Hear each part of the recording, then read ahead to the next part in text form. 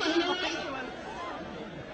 मैं जेएनयू के तमाम लोगों को, चाहे वो स्टूडेंट हो, चाहे वो कर्मचारी हो, चाहे वो टीचर हो, चाहे वो सिक्योरिटी गार्ड हो, हम चाहे वो दुकानदार हो या दुकान में काम करने वाले मजदूर हो, मैं तमाम लोगों को अपना क्रांतिकारी इस्तकबाल करता हूं।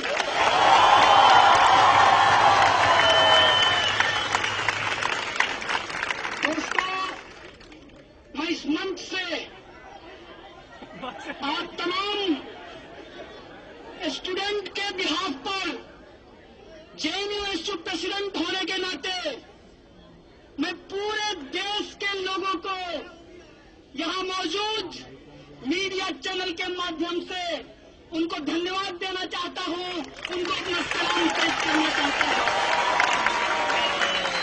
दोस्तों, मैं धन्यवाद करना चाहता हूं पूरी दुनिया के वो तमाम लोग, चाहे एकेडमिशियन हो, चाहे वो स्टूडेंट हो, स्टैंड जेएनयू के साथ जो स्टैंड किए हैं, इसलिए हम उनको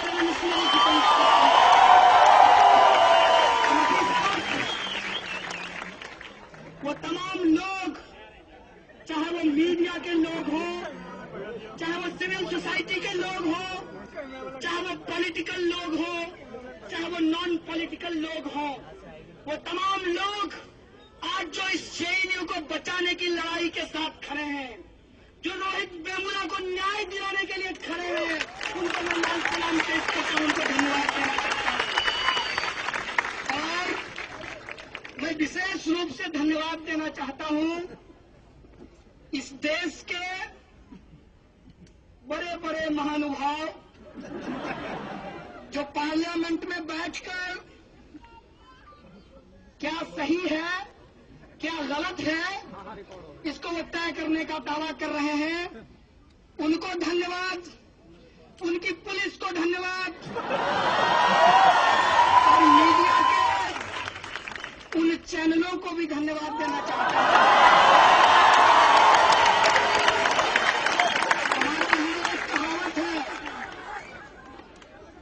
हमारे यहाँ एक कहावत है कि बदनाम हुए तो क्या हुआ, नाम नहीं हुआ।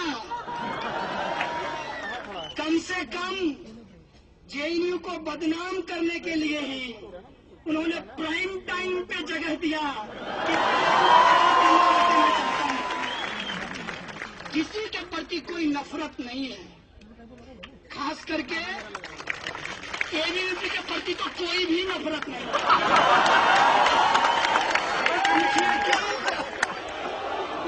वो इसलिए कि हमारे कैंपस का जो एबीवीपी है वो दरअसल बाहर के एबीवीपी से ज्यादा रेशनल है। मैं कहना चाहता हूं वो सारे लोग जो अपने आप को राजनीतिक विद्वान समझते हैं, तो एक बार पिछला प्रेसिडेंशियल डिबेट का जो हालत हुआ है एबीवीपी के कैंडिडेट का, उसका वीडियो देख लीजिए साहब। और जो मोस्ट इंटेलेक्ट पर्सन है इस देश में एबीवीपी का, जो जेएनयू का एबीवीपी है, उसको जब हमने पानी पानी कर दिया तो बाकी देश में आपका क्या होगा इसका अंदाजा लगा लीजिए। इसीलिए एबीवीपी के प्रति कोई दुर्भावना नहीं है, क्योंकि हम लोग सच में लोकतांत्रिक लोग हैं। हम लोग सचमुच का संविधान में भरोसा करते हैं। इसीलिए एबीवीपी को दुश्मन की तरह नहीं, विपक्ष की तरह देखते हैं लोकतंत्र। मेरे दोस्त, मैं तुम्हारा वीच हंटिंग नहीं करूंगा, क्योंकि शिकार भी उसका किया जाता है जो शिकार करने के लायक है। मुझे लगता है कि ये जो तमाम प्रक्रिया हुई है, मैं पहली बार कसम से, ये उस कहावत की तरह नहीं है कि सावन में पैदा हुआ और भादों का बार देखकर कहा हो कि इसी बार नहीं देखी। सच में कह रहा हूं, जेएनयू ने जो दिखाया है, जेएनयू जिस तरीके से खड़ा हुआ है इस देश के अंदर, सही को सही और गलत को गलत कहने के लिए हम जेएनयू को सैल्यूट करना चाहते हैं। और मजेदार बात यह है कि ये स्पॉन्टेनियस है, और ये बात मैं इसलिए कह रहा हूं क्योंकि उनका सब कुछ प्लान्ड था, हमारा सब कुछ स्पॉन्टेनियस है। इस देश के संविधान में, इस देश के कानून में और इस देश की न्याय प्रक्रिया में भरोसा है। इस बात का भी भरोसा है कि बदलाव ही सत्य है और बदलेगा। हम बदलाव के पक्ष में खड़े हैं और यह बदलाव होकर पूरा भरोसा है अपने संविधान पर, पूरे तरीके से खड़ा होते हैं अपने संविधान के उस तमाम धाराओं को लेकर जो प्रस्तावना में कहा गया है। समाजवाद, धर्मनिरपेक्षता, समानता, उसके साथ खड़े हुए हैं। सवाल पूछ रहा था, मैं कहना चाहता हूं कि मैं आज भाषण नहीं दूंगा, आज मैं सिर्फ अपना अनुभव आपको बताऊंगा, क्योंकि पहले पढ़ता ज्यादा था, सिस्टम को झेलता कम था। इस बार पढ़ा कम है, झेला ज्यादा है। इसीलिए जो कहूंगा, जेएनयू में लोग ज्यादा रिसर्च करते हैं, प्राइमरी डेटा है भाई साहब, फर्स्ट हैंड इंफॉर्मेशन है। तो पहली बात यह है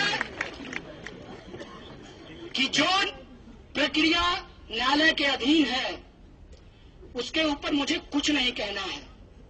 सिर्फ एक बात कहा है, और इस देश की तमाम वो जनता जो सच में संविधान से प्रेम करती है, जो बाबा साहब के सपनों को सच करना चाहती है, वो इशारों ही इशारों में समझ गया होगा कि हम क्या कह रहे हैं। जो मामला सब जुडिस है उस पर मुझे कुछ नहीं कहना है। प्रधानमंत्री जी ने ट्वीट किया है, कहा है, सत्यमेव जयते। मैं भी कहता हूं प्रधानमंत्री जी, आपसे भारी वैचारिक मतभेद है, लेकिन सत्यमेव जयते चूंकि आपका नहीं, इस देश का है, इस संविधान का है, मैं भी कहता हूं सत्यमेव जयते। और सत्य की जय होगी। और इस लड़ाई में वो तमाम लोग जो शामिल हैं, उनको एक बात बस कहते हुए अपना अनुभव आपसे शेयर करूंगा। बस वो एक बात यह है कि ये मत समझिएगा कि कुछ स्टूडेंट के ऊपर एक पॉलिटिकल टूल की तरह सेडिशन का इस्तेमाल किया गया है। इसको ऐसे समझिएगा कि मैं ये बात अक्सर बोला हूं अपने भाषणों में, हम लोग गांव से आते हैं, मेरे परिवार से भी शायद आप लोग मुखातिब हो चुके हैं। तो हमारे यहाँ रेलवे स्टेशन पे, जिसको स्टेशन कहा जाता है, वहां पर जादू का खेल होता है। जादूगर दिखाएगा जादू, बेचेगा अंगूठी, मनपसंद अंगूठी, और जिसकी जो इच्छा है वो अंगूठी पूर्ण कर देगी, ऐसा जादूगर कहता है। इस देश के भी कुछ नीति निर्माता हैं, वो कहते हैं काला धन आएगा, हर हर मोदी, महंगाई कम होगी, बहुत हो गई, सही मत सही है, अब की बार ले आइए, सबका साथ सबका विकास। वो सारे जुमले आज लोगों के जहन में हैं। हालांकि हम भारतीय लोग भूलते जल्दी हैं, लेकिन इस बार का तमाशा इतना बड़ा है कि भूल नहीं पा रहे हैं। तो कोशिश ये है कि उन जुमलों को भुला दिया जाए, और ये जुमलेबाज कर रहे हैं। और उसको कैसे भुलाया जाए? तो ऐसा करो, इस देश के तमाम जो रिसर्च फेलो हैं उनका फेलोशिप बंद कर दो। लोग क्या करने लगेंगे? कहेंगे फेलोशिप दे दीजिए, फेलोशिप दे दीजिए। फिर कहेंगे कि अच्छा ठीक है, जो 5,000 और 8,000 देता था वही कंटिन्यू रहेगा। मतलब बढ़ाने का मामला गया। बोलेगा कौन? जेएनयू। तो जब आपको गालियां पड़ रही है, चिंता मत कीजिएगा, जो कमाए हैं वही खा रहे हैं आप लोग। इस देश में जो जन विरोधी सरकार है, उस जन विरोधी सरकार के खिलाफ बोलेंगे तो उनका साइबर सेल क्या करेगा? वो डॉक्टर वीडियो भेजेगा, वो आपको गालियां भेजेगा और वो गिनेगा कि आपके डस्टबिन में कितना कॉन्डोम है। लेकिन ये बहुत गंभीर समय है, इसीलिए इस गंभीर समय में हम लोगों को गंभीरता से कुछ सोचने की जरूरत है कि जेएनयू पे हमला एक नियोजित हमला है, इस बात को आप समझिए। और ये नियोजित हमला इसलिए है कि आप ऑक्यूपाई यूजीसी मूवमेंट को डिलेजिटिमेट करना चाहते हैं। ये नियोजित हमला इसलिए है कि आप रोहित वेमुला के जस्टिस के लिए जो लड़ाई लड़ी जा रही है, उस लड़ाई को आप खत्म करना चाहते हैं। आप जेएनयू का मुद्दा इसलिए प्राइम टाइम पे चला रहे हैं माननीय एक्स-आरएसएस, क्योंकि आप इस देश के लोगों को भुला देना चाहते हैं कि मौजूदा प्रधानमंत्री ने 15 लाख रुपया उनके अकाउंट में आने की बात कही थी। लेकिन एक बात मैं आपको कह देना चाहता हूं, जेएनयू में एडमिशन पाना आसान नहीं है, तो जेएनयू के लोगों को भुला देना भी आसान नहीं है। आप अगर चाहते हैं कि हम भुला देंगे, तो हम आपको बार बार याद करा देना चाहते हैं कि इस देश की सत्ता ने जब जब अत्याचार किया है, जेएनयू से एक बुलंद आवाज आई है और हम उसी को दोहरा रहे हैं और हम उस सत्ता को याद करा रहे हैं। तुम हमारी लड़ाई को डाइल्यूट नहीं कर सकते। क्या कह रहे हैं? एक तरफ देश के सीमाओं पे नौजवान मर रहे हैं, मैं सैल्यूट करना चाहता हूं उनको जो लोग सीमा पे मर रहे हैं। मेरा एक सवाल है, जेल में मैंने एक बात सीखी है कि जब लड़ाई विचारधारा की हो तो व्यक्ति को बिना मतलब का पब्लिसिटी नहीं देना चाहिए। इसीलिए मैं उस लीडर का नाम नहीं लूंगा। बीजेपी के एक नेता ने लोकसभा में कहा कि नौजवान सीमा पे मर रहे हैं। मैं पूछना चाहता हूं कि वो आपका भाई है या फिर इस देश के अंदर जो करोड़ों किसान आत्महत्या कर रहे हैं, जो रोटी उगाते हैं हमारे लिए और उन नौजवानों के लिए जो उस नौजवान के पिता भी हैं, उसके बारे में तुम क्या कहना चाहते हो? वो उस देश के शहीद हैं। ये सवाल हम पूछना चाहते हैं। ये सवाल पूछना चाहते हैं कि जो किसान खेत में काम करता है, मेरा बाप, मेरा ही भाई फौज में भी जाता है और वही मरता है, और तुम ये बाइनरी बना करके देश के अंदर एक झूठा डिबेट मत खड़ा करो। जो देश के लिए देश के अंदर भी मरते हैं, देश की सीमा पर भी मरते हैं। हमारा सवाल है कि तुम पार्लियामेंट में खड़ा होकर किसके खिलाफ राजनीति कर रहे हो? वो जो मर रहे हैं उनकी जिम्मेवारी कौन लेगा? लड़ने वाले लोग जिम्मेवार नहीं हैं, लड़ाने वाले लोग जिम्मेवार हैं। और एक कविता की एक पंक्ति मुझे याद आ रही है, शांति नहीं तब तक जब तक सुखभाग न सबका सम होगा। नर का सम है, इसलिए मैंने जेएनयू में जनरल सेंसिटिव होते हुए सबका कर दिया है। शांति नहीं तब तक जब तक सुखभाग न सबका सम होगा, नहीं किसी को बहुत अधिक और नहीं किसी को कम होगा। इसीलिए युद्ध के लिए जिम्मेवार कौन है, कौन लड़ाता है लोगों को, कैसे मर रहे हैं मेरे पिताजी और कैसे मर रहा है मेरा भाई, हम पूछना चाहते हैं ये बांगड़ी बनाने वाले प्राइम टाइम के 2 टकिए स्पीकरों से।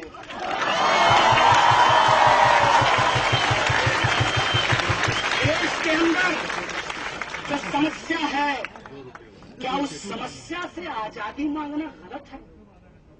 ये क्या कहते हैं, किससे आजादी मांग रहे हो? तुम ही बता दो कि क्या भारत ने किसी को गुलाम कर रखा है? नहीं, तो ऑब्वियसली भारत से नहीं मांग रहे हैं। भारत से नहीं मेरे भाइयों, भारत में आजादी मांग रहे हैं।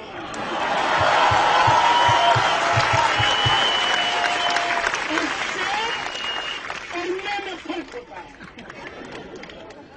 अंग्रेजों से आजादी नहीं मांग रहे हैं, वो आजादी इस देश के लोगों ने लड़ करके लिया है। अब मैं अपने अनुभव पे आता हूं। पुलिस ने हमसे पूछा कि आप लोग लाल सलाम क्या कहते हैं? मैं ये आपको कह दूं कि ये इन्वेस्टिगेशन का पार्ट नहीं था। पुलिस हमको कभी खाना खिलाने के लिए, कभी मेडिकल कराने के लिए ले जाती थी, और हम जेएनयू के लोग, उसमें से भी मैं ब्रह्मपुत्रा था, तो मैं बिना बात किए रहता कैसे? तो मैं उनसे बात करने लगा और बात किया तो वो आदमी भी वैसा निकला जैसा मैं। देश के अंदर पुलिस में कौन नौकरी करता है? जिसके पिताजी किसान हो, जिसके पिताजी मजदूर हो, जिसके पिताजी कमजोर वर्ग के हो, वही पुलिस की नौकरी करता है। मैं भी इस देश का बिहार से आता हूं, मैं भी एक गरीब परिवार से आता हूं, मैं भी एक किसान परिवार से आता हूं, और पुलिस में भी गरीब परिवार के लोग ही नौकरी करते हैं।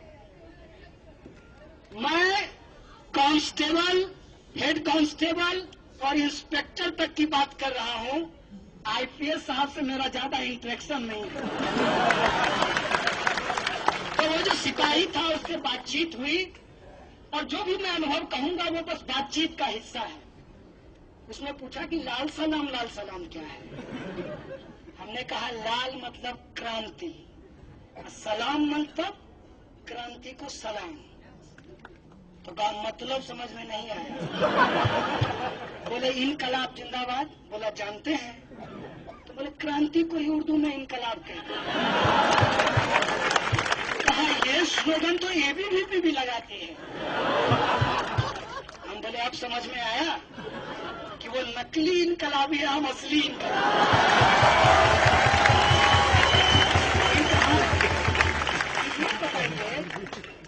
कि आप लोगों को बहुत सस्ता सब कुछ जेएनयू में मिला है। हम बोले एक बात बताएं। बोला बताइए। बोले आपके साथ ऐसा क्यों नहीं हुआ कि आपका अभी जो हालत है, क्योंकि वो 18 घंटे ड्यूटी करता था, मैंने देखा उसको, और आपको ओवर टाइम मिलता है? बोला नहीं। तो बोले कहाँ से लेते हैं? बोला यही होता है ना जिसको आप करप्शन कहते हैं। अच्छा, तो जितना भत्ता मिलता है, अब वर्दी के लिए उनको 110 रुपये मिलता है। इतने में तो आप बताइए अंडर गारमेंट्स में आए वर्दी। ये बात में खुद सिपाही बोल रहे हैं। हमने कहा इसी से तो आजादी चाहते हैं, भुखमरी से, भ्रष्टाचार से।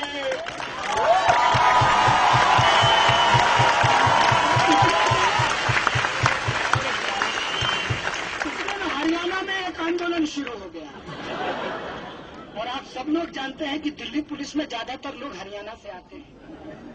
मैं उनको बहुत सैल्यूट करता हूं क्योंकि वो लोग बहुत मेहनती लोग होते हैं। तो हमने कहा ये आरक्षण, बोला जातिवाद बहुत खराब है। हम बोले इसी जातिवाद से तो आजादी चाहते हैं जिससे। बोला इसमें तो कोई गलत नहीं है, इसमें तो कोई देशद्रोह नहीं है। हम बोले आप ये बताइए कि सिस्टम में सबसे ज्यादा पावर किसको है? बोला हमारे डंडे को। हमने कहा बिल्कुल सही बात। क्या आप ये डंडा अपनी इच्छा से चला सकते हैं? बोला नहीं। हम बोले सारा पावर किसके पास चला गया? बोला जो फर्जी ट्वीट पे स्टेटमेंट दे रहा है।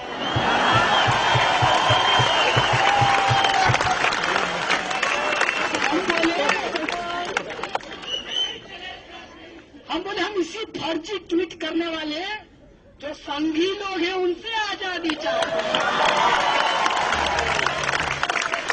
सच कहें दोस्त, अब ऐसा लगता है कि हम और तुम एक साथ खड़े हैं।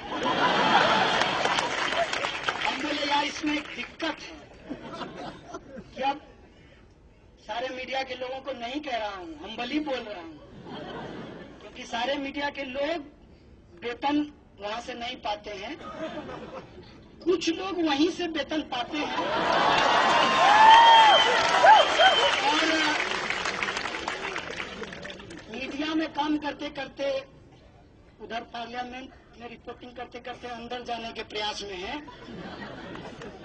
तो उन लोगों ने ही ना ऐसा माहौल बना दिया है कि हम आपसे 1-to-1 बात करते हैं और वो देखिए सनसनीखेज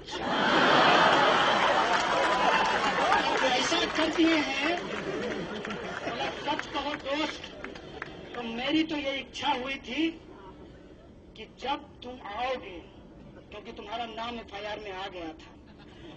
हम बोले FIR से पहले ABVP के पर्चे में आ गया था। ABVP का पर्चा में पहले नाम लिख दिया था हम तमाम एक्यूज्ड का, FIR में बाद में नोट हुआ है। तो बोला हम सोचे थे तुम आओगे तो बहुत पीटेंगे, लेकिन तुमसे बात करके मेरी इच्छा हो रही है कि मैं उनको जाकर के पीट दूं।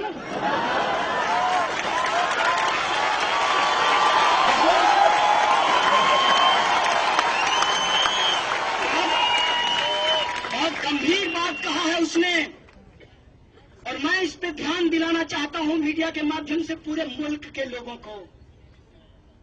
सिपाही ने, जो मेरी तरह एक आम परिवार का लड़का है, जो मेरी तरह PhD वो भी करना चाहता था, लेकिन उसको JNU नहीं मिला, जो मेरी तरह इस देश की व्यवस्था को समझकर लड़ाई को लड़ना चाहता था, साक्षर और शिक्षित का फर्क समझना चाहता था, आज पुलिस की नौकरी कर रहा है।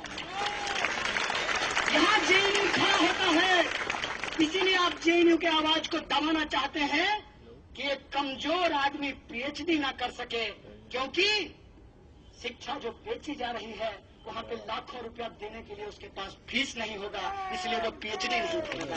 इसलिए आप बंद करना चाहते हैं उन तमाम आवाज को जो यूनाइट हो सकता है, चाहे वो सीमा पे खड़ा हो, चाहे खेत में अपनी जान दे रहा हो, या JNU में आजादी के लिए संघर्ष कर रहा हो। आप उस आवाज को मिलने नहीं देना चाहते हैं। मैं आपको कहना चाहता हूं कि बाबा साहब ने कहा था कि राजनीतिक लोकतंत्र से काम नहीं चलेगा, हम सामाजिक लोकतंत्र स्थापित करेंगे। इसीलिए हम बार बार संविधान की बात करते हैं, और लेनिन ने कहा है democracy is indispensable to socialism. इसीलिए हम डेमोक्रेसी की बात करते हैं, इसीलिए हम फ्रीडम ऑफ एक्सप्रेशन की बात करते हैं, इसीलिए हम इक्वलिटी की बात करते हैं, हम इसीलिए सोशलिज्म की बात करते हैं कि एक चपरासी का बेटा और एक राष्ट्रपति का बेटा एक स्कूल में पढ़ाई कर सके।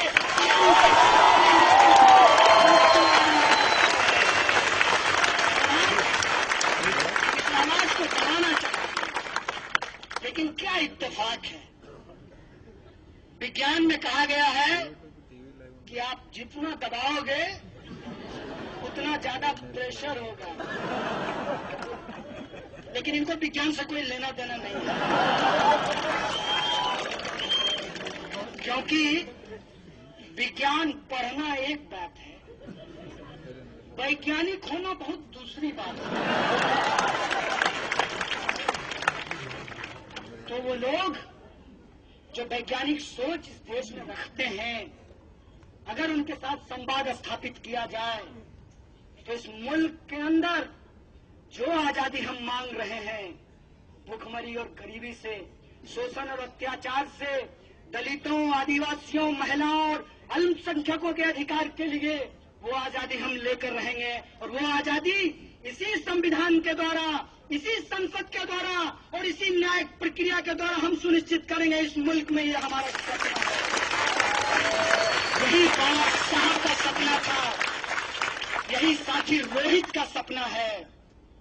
देखो, एक रोहित को मारे हो, उस कंटिन्यूएशन में जिस आंदोलन को तुम दबाना चाहे थे, वो आंदोलन कितना बड़ा बनकर के उभरा है, कितना बड़ा बनकर के इस बात को देखिए। एक बात और है, अपने जेल के अनुभव से कहना चाहता हूं कि हम जेएनयू के लोग, और ये मेरा सेल्फ क्रिटिसिज्म है, अगर आप लोगों को भी अपना सेल्फ क्रिटिसिज्म लगे, इसको मानिएगा जरूर। हम जेएनयू के लोग सभ्य शालीन तरीके से बात तो करते हैं, लेकिन बहुत ही भारी टर्मोलॉजी में बोलते हैं। और ये बात इस देश के आम लोगों को समझ में नहीं आता। उनका दोष नहीं है, वो ईमानदार, नेक, समझदार लोग हैं। आप ही उनके लेवल पे लाकर के चीजों को नहीं रखते हैं। और उनके पास पहुंचता क्या है? उनके पास पहुंचता है, जल्दी फॉरवर्ड करो, मनोकामना पूरा होगा। जल्दी फॉरवर्ड करो, मनोकामना पूरा होगा। ज्यादा से ज्यादा ग्रुप में भेज दो। अब नो मोर देखते हैं, OLX पे बेचते हैं। ये जो बेचने की मानसिकता बनाई गई है इस देश के अंदर, उसके साथ हमको संवाद स्थापित करना है। और मैं जेल के अनुभव से कहना चाहता हूं कि मुझे जेल में 2 बाउल मिला। एक का कलर कटोरी, एक का कलर ब्लू था और दूसरे का कलर लाल था। मैं उस कटोरी को देखकर बार बार ये सोच रहा था कि मुझे डेस्टिनी पे तो कोई भरोसा नहीं है,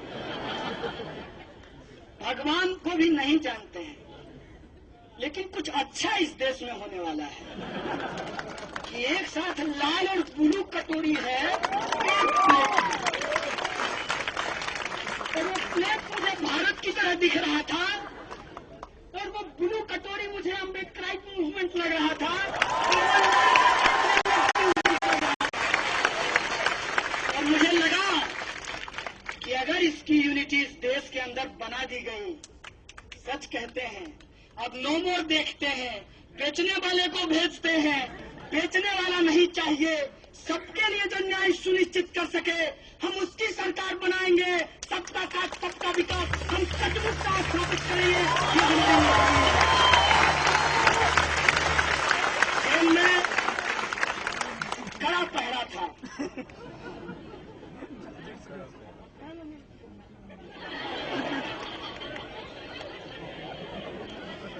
लाए हैं आपके लिए, चना लेकर आए हैं। और एक कहावत है, जब तक जेल में चना रहेगा, आना जाना लगा रहेगा। हालांकि बहुत देर हो गया है जेएनयू के लिए, बहुत दिनों के बाद जेएनयू के स्टूडेंट को जेल भेजा गया है, काफी लंबे समय के बाद। क्योंकि काफी लंबे समय के बाद एक मजेदार बात बता देता हूँ, उससे जुड़ा हुआ है। आज माननीय प्रधानमंत्री जी का आदरणीय बोलना पड़ेगा ना,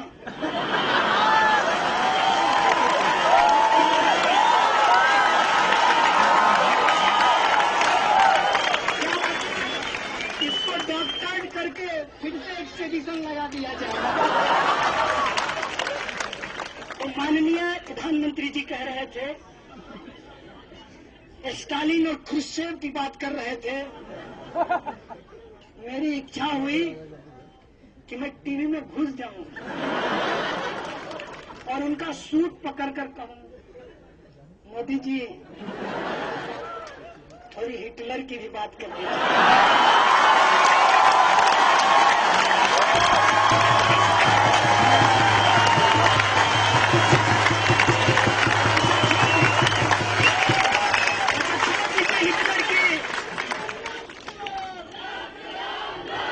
छोड़ दीजिए हिटलर की, मुसोलिनी की बात कर दीजिए, जिसकी काली टोपी लगाते हैं,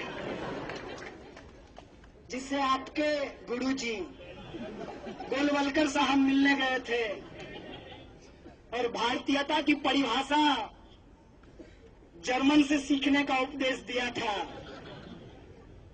तो हिटलर की बात, खुर्शेव की बात, प्रधानमंत्री जी की बात, उसी वक्त योजना की बात हो रही थी।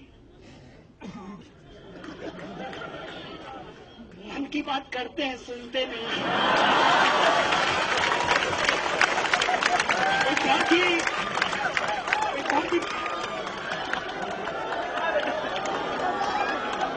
बहुत ही पर्सनल चीज है।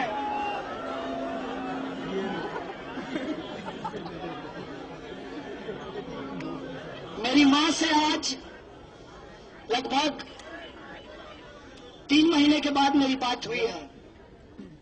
मैं जब भी जेएनयू में रहता था, मैं घर बात नहीं करता था। जेल जाके एहसास हुआ कि बराबर बात करनी चाहिए। आप लोग भी करते रहिएगा अपने घर वाले से। तो मैंने अपने माँ को कहा कि तुमने मोदी पे बड़ा अच्छा चुटकी लिया। तो मेरी माँ बोली कि नहीं, वो मैंने चुटकी नहीं लिया। चुटकी तो वो लोग लेते हैं, हंसना हंसाना उनका काम है। हम तो अपना दर्द बोलते हैं। जिनको समझ में आती है वो रोते हैं, जिनको समझ में नहीं आती वो हंसते हैं। उसने कहा कि मेरा दर्द है, इसलिए मैंने कहा था कि मोदी जी भी किसी की माँ का बेटा है। मेरे बेटे को देशद्रोह के आरोप में फंसा दिया है। तो कभी मन की बात करते हैं, कभी माँ की भी बात कर लें। मेरे पास कोई शब्द नहीं था उसको कहने के लिए, क्योंकि इस देश के अंदर जो हो रहा है उसमें बहुत ही खतरनाक प्रवृत्ति है। इसीलिए मैं किसी एक पार्टी की बात नहीं कर रहा, इसीलिए मैं एक मीडिया चैनल की बात नहीं कर रहा, इसीलिए मैं सिर्फ सैनिकों की बात नहीं कर रहा, मैं सच में पूरे देश की बात कर रहा हूं। कैसा देश होगा जिस देश में देश के लोग ही नहीं होंगे? आप सोचिए, जेएनयू के पक्ष में अगर जो लोग खड़ा हुए हैं उनको बार बार सैल्यूट करने की जरूरत है, क्योंकि वो इस बात को समझ रहे हैं कैसे लोग आते हैं जेएनयू में। यहां पर 60% लड़कियां पढ़ती हैं। एकमात्र संस्थान, मैं दावे के साथ कह सकता हूं, तमाम कमियों के बावजूद जेएनयू एकमात्र ऐसा संस्थान है जो रिजर्वेशन पॉलिसी को लागू करता है। और जहां लागू नहीं करता वहां लागू कराने के लिए हम लोग लड़ते हैं, संघर्ष करते हैं। यहाँ जो लोग आते हैं, ये बात मैंने आज तक आप लोगों को नहीं कहा होगा और आप लोगों को मालूम भी नहीं चला होगा कि मेरा परिवार 3,000 रुपए में चलता है।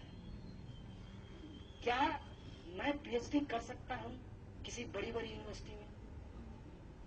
और इस तरीके से जेएनयू पे जब हमला किया जा रहा है और जो लोग इसके पक्ष में खड़ा हो रहे हैं, मुझे कोई संपत्ति नहीं है किसी राजनीतिक पार्टी से, क्योंकि मेरी अपनी एक विचारधारा है, लेकिन जो लोग खड़ा हो रहे हैं उनको भी देशद्रोही कहा जा रहा है।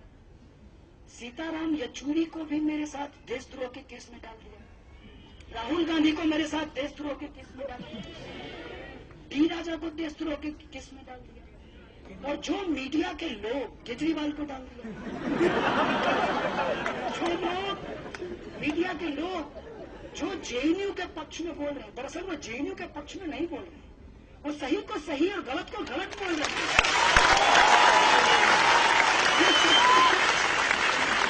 झूठ को झूठ बोल रहे हैं, उनको गालियां भेजी जा रही है, उनको जान से मारने की धमकी दी जा रही है। ये कैसी स्वयंभू राष्ट्रभक्ति है भाई साहब,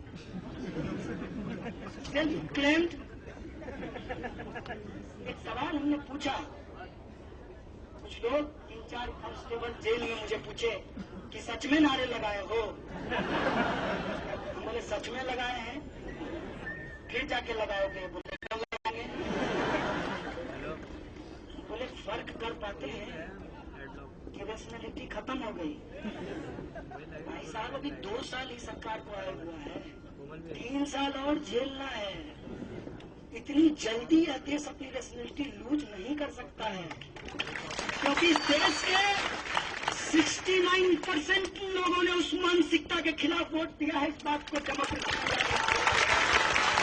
केवल 31% लोग, और उसमें से भी कुछ आपके जुमलेबाजी में फंस गए, कुछ को तो आपने हर हर कह के ठग लिया, आजकल अरहर से परेशान है।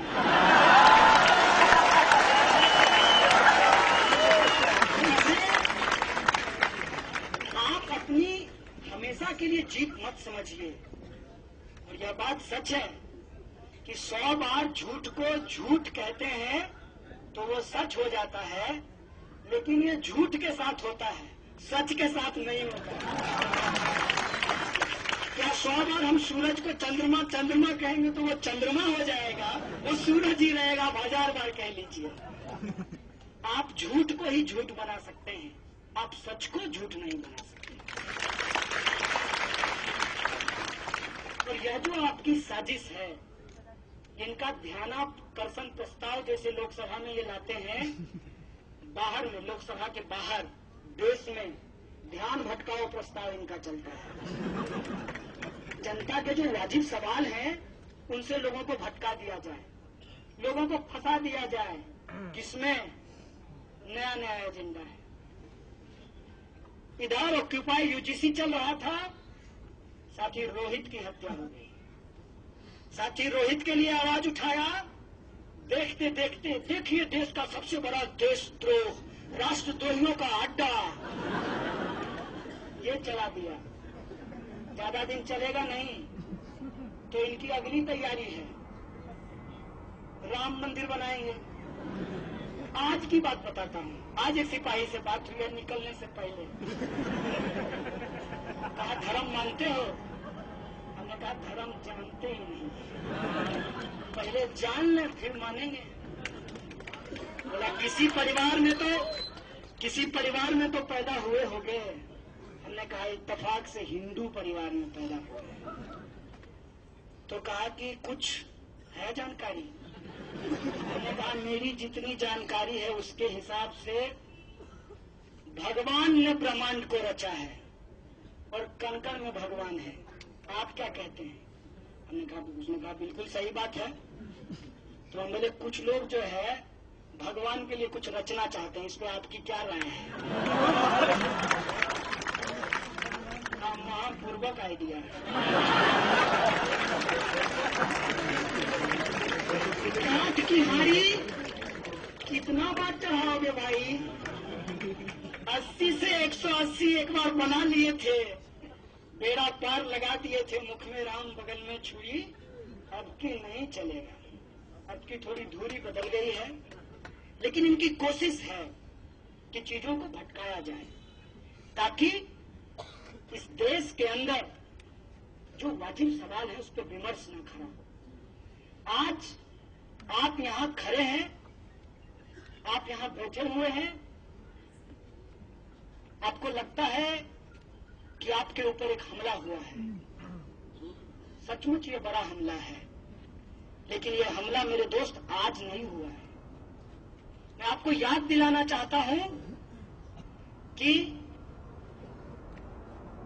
आरएसएस के मुखपत्र ऑर्गेनाइजर में बकायदा एक कवर स्टोरी किया गया था जेएनयू के ऊपर। स्वामी जी का बयान आया था जेएनयू को लेकर के, और मुझे डेमोक्रेसी में पूरा भरोसा है। अगर एबीवीपी के मेरे दोस्त सुन रहे हैं तो मेरा सादर अनुरोध है उनसे, एक बार स्वामी जी को ले आइए, आमने सामने विमर्श कर लेते हैं। अगर तार्किक तरीके से, कुतर्क से नहीं, अगर तार्किक तरीके से वो साबित कर देंगे कि जेएनयू को 4 महीने के लिए बंद कर देना चाहिए, तो मैं उनकी बात पे सहमत हो जाऊंगा। अगर नहीं तो मैं उनसे आग्रह करूंगा, जैसे पहले देश से बाहर थे फिर चले जाइए देश का। इस तरीके से हमला किया जाता है। तो मजेदार बात मैं आपको बताऊं, शायद आप लोग कैंपस के अंदर थे तो उन चीजों को देख नहीं पाए। कितना प्लानिंग था, पूरा प्लान, डे 1 से प्लान था। इतना भी दिमाग नहीं लगाते हैं मेरे दोस्त, यहाँ के जो एबीवीपी का दोस्त नहीं है, वो बाहर का एबीवीपी है, कि पोस्टर तक नहीं बदलता है। जो प्रोटेस्ट जिस हैंडबिल के साथ, जिस तख्ती के साथ हिंदू क्रांति सेना करता है, वही प्रोटेस्ट उसी तख्ती के साथ एबीवीपी करता है। वही प्रोटेस्ट, वही कंटेंट, उसी डिजाइन के साथ quote and quote ex army man march करते हैं।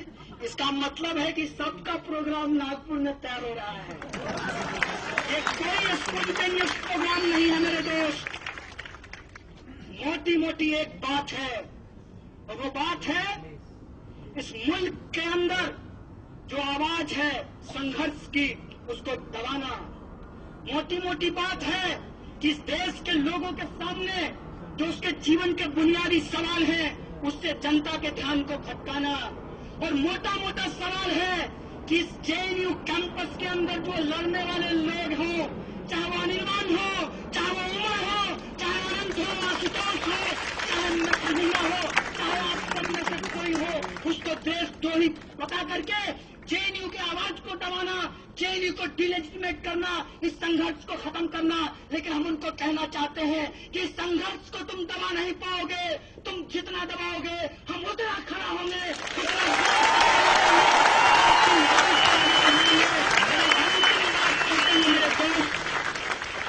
ये लंबी लड़ाई है, बिना रुके, बिना झुके, बिना सांस लिए इस लड़ाई को हमको आगे बढ़ाना है।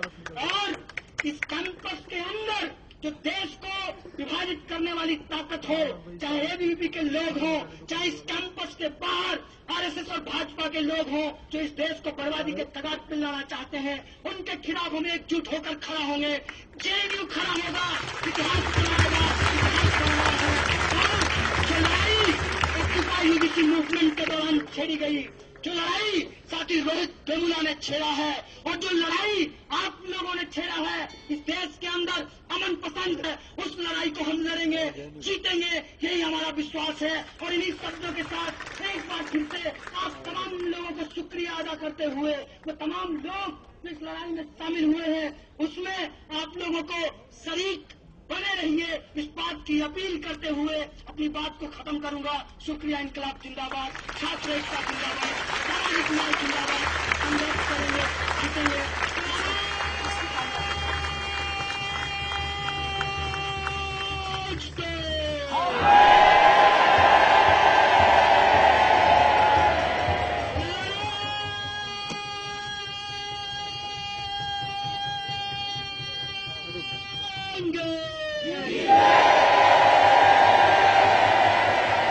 मीडिया के साथियों को बहुत बहुत धन्यवाद। और एक बार तो वो नारा आजादी वाला कॉन्टेक्स्ट के साथ पूरे देश के लोगों के पास जाना जरूरी है, क्योंकि मैं स्पष्ट करना चाहता हूं आपके माध्यम से, और ये आग्रह है कि जेएनयू को जितना आपने समय दिया है, थोड़ा सा समय जरूर दीजिएगा और पूरे देश को बताइएगा कि जेएनयू के छात्र आजादी मांगते हैं, भारत से नहीं, भारत को लूटने वालों से आजादी मांगते हैं।